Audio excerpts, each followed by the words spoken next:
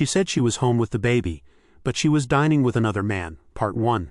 The Babysitter and the Lie. I'm Michael, 34, and for the past 4 years my world revolved around my wife, Emily, and our daughter Lily, who just turned 2. Emily used to work in marketing before Lily was born, but after the pregnancy, we agreed she'd stay home until Lily was older. Money was a bit tight on my single income as a software engineer, but we managed, or so I thought. Emily insisted she was exhausted taking care of Lily all day. "You don't know what it's like," she'd say. "It's nonstop. Feeding, diapers, tantrums. You get to escape to work." I'd nod, trying to sympathize, even though I worked 10-hour days and barely had time to sit down when I got home. Then one Thursday something strange happened.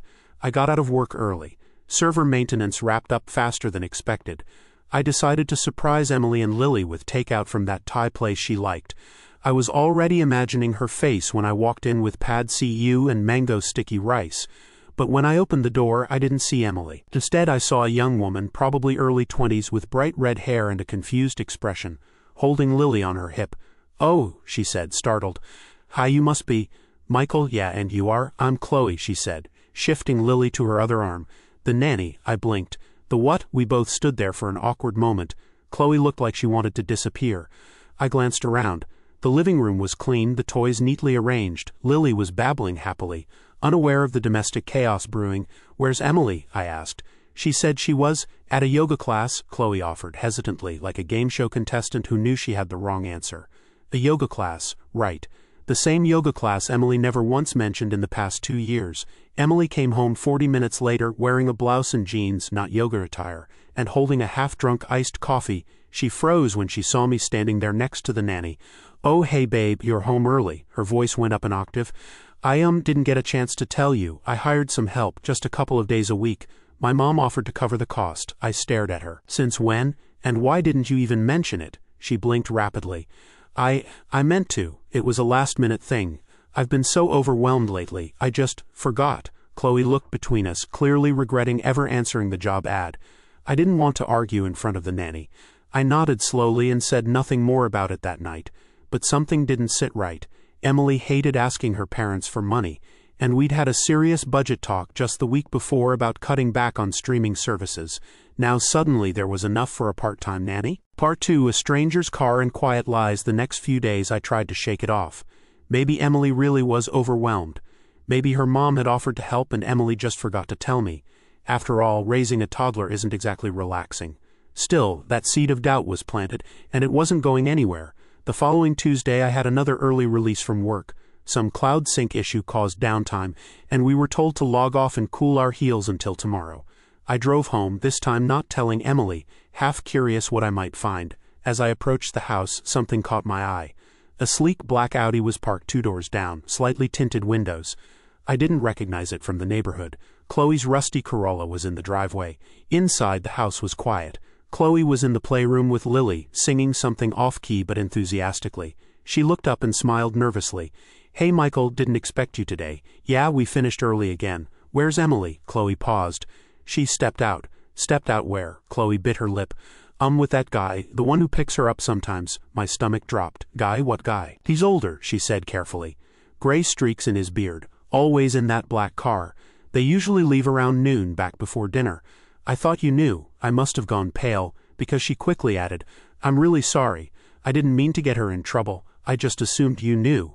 I sat on the couch in silence for a long minute. Chloe kept playing with Lily, pretending nothing was wrong. Bless her heart. That evening I said nothing to Emily. She walked in at 5:30 like clockwork, carrying a small paper bag and saying she grabbed some groceries. She smiled, kissed my cheek and went to change, but my eyes were on the bag. It was from a gourmet deli, one we used to go to only on special occasions. Not exactly around the corner from yoga class. Part 3, The Trap. The next morning I told my manager I needed Thursday off for personal reasons. Then I waited. On Thursday at 11:45 a.m. I parked 2 blocks away from our house and walked back just in time to see the black Audi glide up the curb. Emily stepped out in heels and a tailored coat I hadn't seen before. She kissed the driver on the cheek before sliding in. The car pulled away smoothly, headed downtown. I didn't follow. Instead, I walked inside. Chloe looked up, startled again. She just left. I thought, I know, it's okay. Chloe, do me a favor, don't mention to Emily that I was here. She nodded slowly. You're not going to hurt her, right? That broke my heart a little. No, just the truth. Part 4, Confrontation and Collapse. That night I waited until Lily was asleep. Emily came out of the shower, toweling her hair, acting casual. "Hey," I said. "We need to talk." She froze. "Okay, about what?" "About the nanny. About the Audi. About the man who's apparently got gray in his beard and picks you up while I'm at work." Her mouth opened, then shut. Her shoulders dropped like someone lit the air out of her. "Michael, I didn't mean for this to happen," she whispered. "It started with coffee." He listened. He understood. "I was lonely, and you were always working and tired, and you lied. You told me you were home with Lily. You hired a nanny behind my back. You let another man kiss you in front of our house." She started crying, real sobs, but it didn't move me. "We can't afford a nanny," I said flatly. "You don't work, Emily." "My parents helped." "Did they also help you lie to your husband?" She shook her head. "I didn't know how to tell you." "You just did." Part 5, Aftermath. I filed for divorce the next week. Chloe quit the job and sent me a long, kind message saying she was sorry she didn't speak up sooner. I told her she did the right thing. Emily moved in with her parents. I kept the house, the mortgage, and Lily 3 days a week. I don't check her social media, but mutual friends tell me the man vanished from her life 2 weeks later. Guess he wasn't ready to be a stepdad. Sometimes the truth doesn't need a big confrontation. Sometimes it just waits calmly and lets the cracks spread until the whole thing collapses. And sometimes the biggest betrayal comes dressed as a stay-at-home mother who says she's too tired to talk but still finds the energy for candlelit lunches with someone else.